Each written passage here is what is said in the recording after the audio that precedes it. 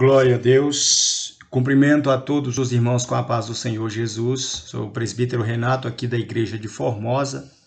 Agradeço a Deus pela oportunidade e a pastora presidente, o pastor Gideon Júnior, pastor Arnaud e todos os obreiros que nos ouvem neste momento. E hoje nós vamos começar a leitura do capítulo 6 do livro de Levítico e do capítulo 1 de Levítico até o capítulo 6, verso 7, nós vemos as particularidades de cada um dos 5 sacrifícios da lei, né? Suas aplicações e também os seus significados e apontamentos proféticos. E a partir de Levítico 6, verso 8, nós vemos as leis de cada uma dessas ofertas e qual o ritual correto para apresentá-las diante de Deus. Então, esse capítulo será dividido em 2 partes. Na primeira parte, nós vamos estudar do versículo 1 ao versículo 19, e amanhã nós prosseguiremos do capítulo 20 até o 30.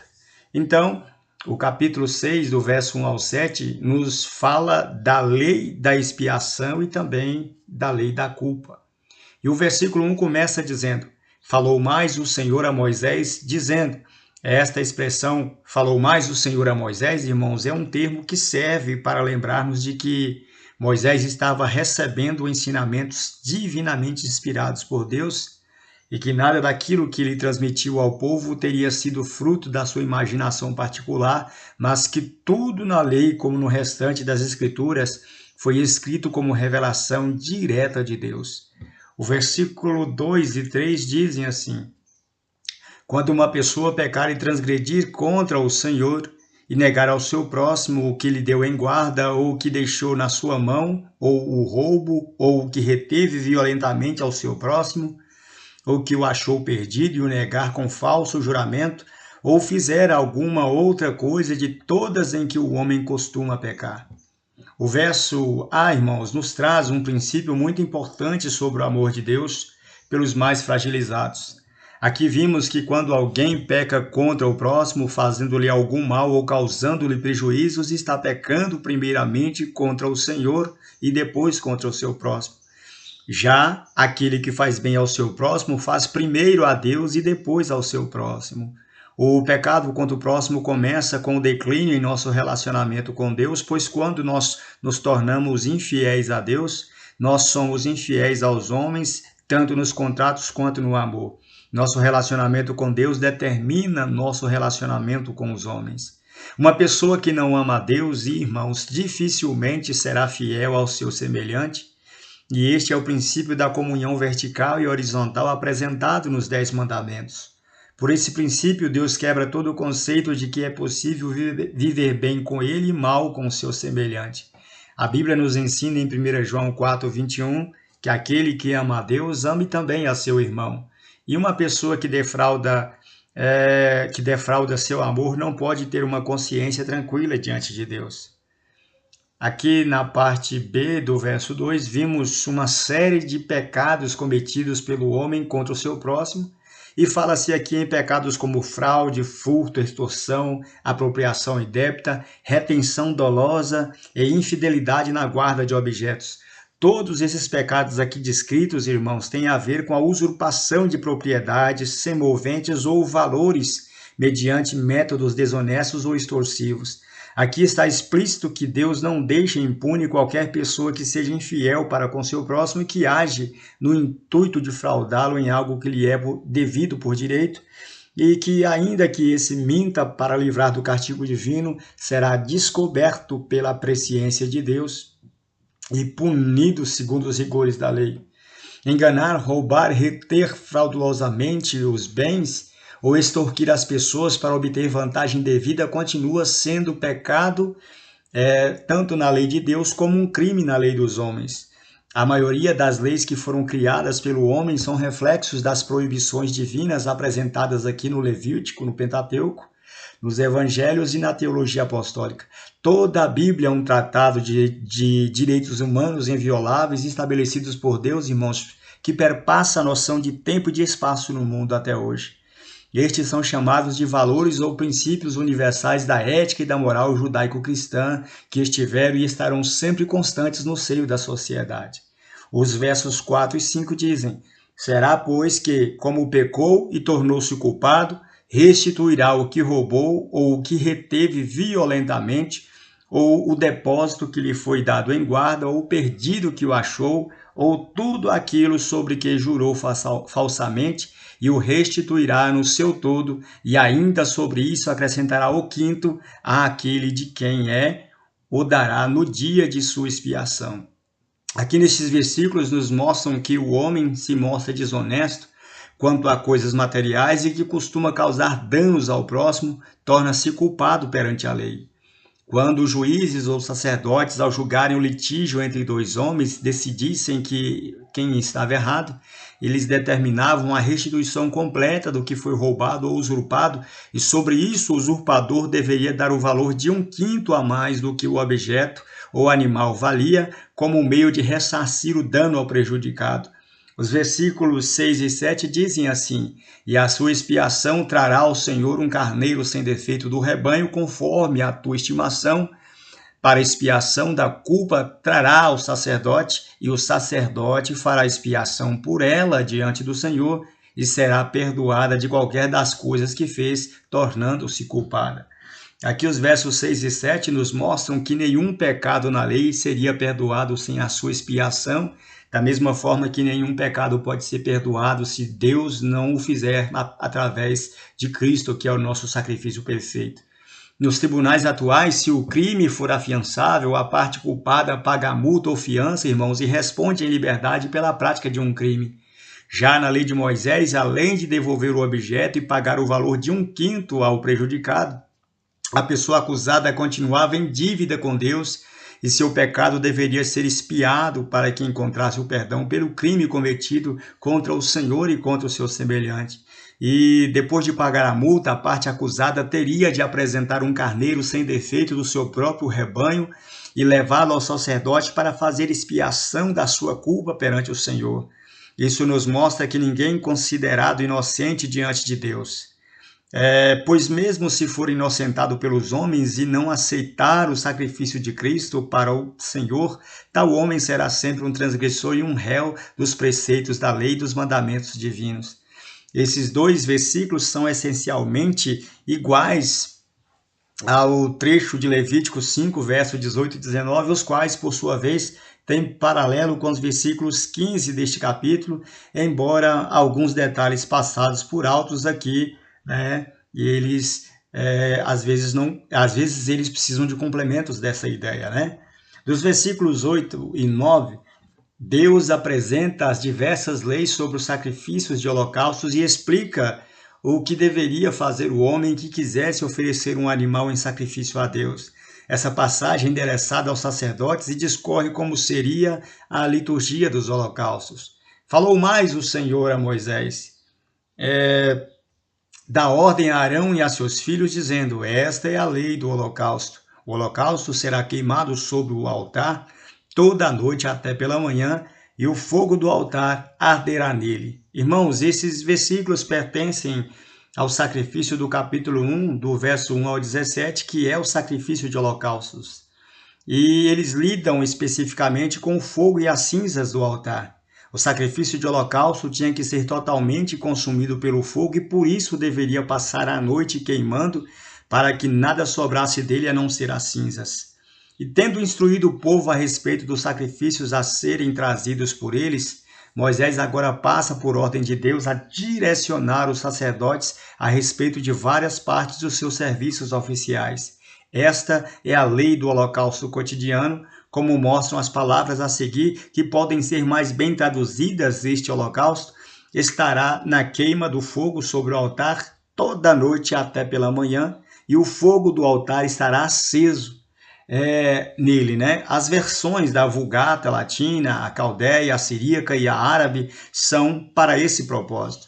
Pois, de acordo com Calmé, os sacerdotes vigiavam a noite toda e colocavam o sacrifício sobre o altar, peça por peça, consumindo com fogo lento e suave, de modo que o sacrifício ardia a noite inteira no altar, e quando o dia judaico começou até a manhã.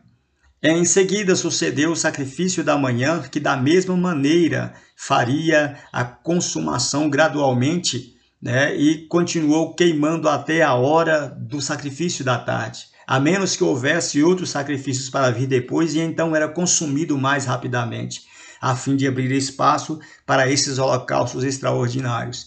Já foi observado em Levítico 3:5 que quando as ofertas pelo pecado ou ofertas pacíficas eram oferecidas, as gorduras daquelas partes que eram apropriadas para o altar era colocada sobre o sacrifício diário e consumida com ele para, de certa forma, aumentar a velocidade das chamas. Assim, não houve um momento, nem na noite, nem de dia, irmãos, em que o sacrifício não fosse oferecido a Deus para fazer expiação pelos pecados do povo e para representar o sacrifício contínuo e amplamente eficaz de Cristo, o justo, que permanece sacerdote continuamente, conforme Hebreus 7:3, no altar que está diante do trono de Deus, conforme Apocalipse 8:3, sendo ele mesmo o cordeiro morto desde a fundação do mundo e tendo sofrido em sua própria pessoa a penalidade devida pela justiça divina aos pecadores culpados. Do versículo 10 e 11 destaca um procedimento que o sacerdote deve tomar logo pela manhã quanto às sobras do sacrifício. Aqui diz: e o sacerdote vestirá a sua veste de linho e vestirá as calças de linho sobre a sua carne e porá a cinza quando o fogo houver consumido o holocausto sobre o altar e a porá junto ao altar. Despirá depois as suas vestes e vestirá outras vestes e lavará a cinza fora do arraial para um lugar limpo, levará. O sacerdote, irmãos, tinha o dever de promover as cinzas do altar, remover as cinzas do altar após o oferecimento do holocausto, pois o altar deveria ser purificado após cada sacrifício realizado. Para isso, o sacerdote despia as suas vestes regulares e vestia uma veste especial, uma veste de linho, calções e túnicas, e que se lavavam após o contato direto com o altar. As cinzas que eram removidas todas as manhãs e amontoadas ao lado do altar eram as sobras dos sacrifícios que eram levadas e eram santas para Deus. E o sacerdote, ao fazer isso, colocava suas vestes normais depois e removia as cinzas para um lugar limpo fora do arraial. E este era o ritual que completava a expiação do pecador. A remoção das cinzas era um assunto sagrado para o qual o sacerdote tinha que usar vestimentas especiais. O holocausto, segundo os estudiosos, expressa o amor ágape de Deus e a forma mais elevada do sacrifício de Cristo. Ele estabelece a base para todos os outros sacrifícios. Em Levítico 6:25, versos 7 e 2, lemos que a oferta pelo pecado e a oferta pela culpa tinham que ser mortas no mesmo lugar que o holocausto. Todos os sacrifícios são aspectos da cruz de Cristo e são relacionados à perfeição do seu sacrifício eterno. Agora, dos versículos 12 e 13, nos mostram que a presença do fogo no sacrifício era imprescindível, quando diz que o fogo que está sobre o altar arderá nele e não se apagará, mas o sacerdote acenderá lenha nele cada manhã e sobre ele porá em ordem o holocausto, e sobre ele queimará a gordura das ofertas pacíficas. Aqui no versículo 12 nós vemos que o sacerdote, após remover as cinzas do sacrifício pela manhã, deveria, irmãos, reacender o fogo e sacrificar novamente um novo holocausto, junto com a gordura das ofertas pacíficas. O holocausto e a gordura das ofertas pacíficas eram coisas inseparáveis, o que nos mostra figurativamente que através do sacrifício de Cristo, todos nós encontramos paz com Deus. Lá em Romanos 5, verso 1, nos diz que justificados pela fé, nós temos paz com Deus por meio do nosso Senhor Jesus Cristo. O versículo 13 do capítulo 6 de Levítico aqui é um dos versículos mais citados na Bíblia pelos pregadores pentecostais durante as mensagens avivalísticas. A expressão "o fogo arderá continuamente no altar" indica que, enquanto houvesse sacrifício sobre o altar, o fogo deveria continuar aceso. E o mandamento de que o fogo deve ser mantido aceso no altar durante toda a noite, na prática, nos faz presumir que o sacerdote escalado para cuidar do altar à noite não poderia dormir de maneira alguma. Ele tinha que vigiar o sacrifício e manter o fogo aceso. Obviamente, isso tem um profundo significado espiritual para nós, E no capítulo 9, verso 24 de Levítico, nós vemos que o fogo para acender o altar veio diretamente de Deus e a lenha era trazida pelo homem, pois era responsabilidade do homem manter o fogo aceso ao fornecer o combustível. A lenha era o combustível que mantinha o fogo aceso no altar. O altar, a lenha e o fogo, irmãos, estão intimamente ligados ao sacrifício. Se o altar, neste contexto, simboliza a Cristo, a lenha simboliza a nossa vida e o fogo simboliza o Espírito Santo, que significa que todos nós devemos manter acesa a chama do Evangelho ardendo em nossos corações pelo poder e glória do seu Espírito. Pois todos nós somos chamados a aquecer a chama do Evangelho a todos os homens, anunciando a morte de Cristo na cruz do Calvário. O versículo 14 diz: esta é a lei da oferta de alimentos. Os filhos de Arão a oferecerão perante o Senhor, diante do altar. Temos aqui, irmãos, as diretrizes que regulamentam as ofertas de manjares descritas lá no capítulo 2, do verso 1 ao 15, que nós já estudamos lá no capítulo 2. A administração deste sacrifício era feita pelos sacerdotes, pois estes eram os mediadores entre Deus e os homens. Ninguém se achegava ao altar sem uma mediação, da mesma forma que ninguém chega a Deus sem a mediação e a intercessão vicária de Cristo. O versículo 15, verso 16 diz: e dela tomará um punhado de flor de farinha da oferta e do seu azeite, todo o incenso que estiver sobre a oferta de alimentos, então o acenderá sobre o altar, cheiro suave, por memorial ao Senhor.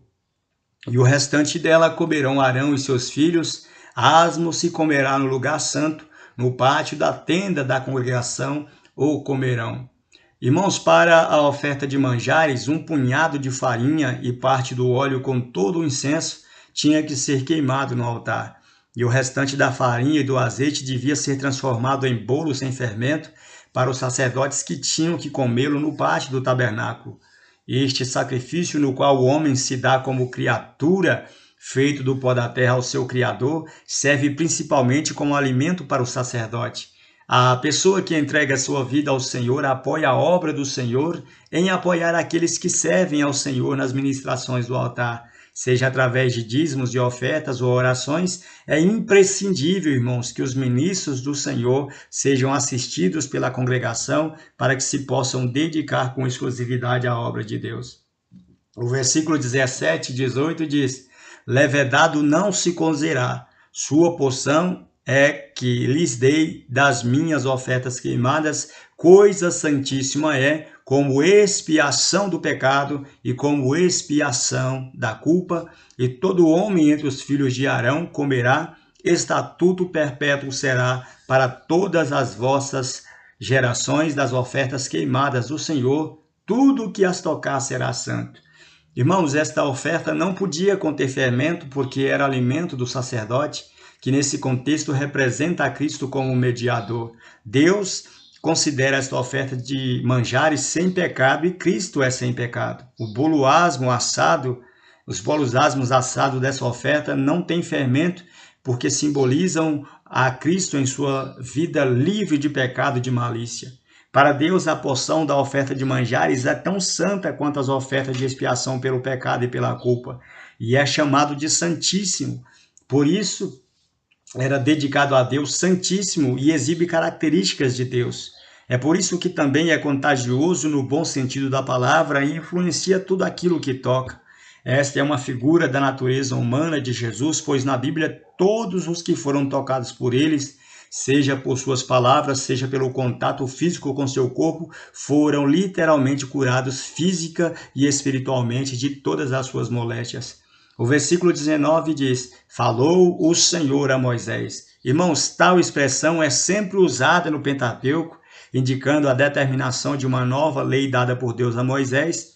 E essa expressão aqui, por exemplo, é uma fala que introduz a regulamentação de praticamente todas as ofertas e sacrifícios aqui do capítulo 1 até ao capítulo 7. Então, finalizando aqui o nosso estudo, nós vamos... aguardo os irmãos amanhã para que nós possamos dar continuidade ao nosso estudo e nós vamos estudar do capítulo 20 em diante. Deus vos abençoe Fiquem todos na paz do Senhor Jesus.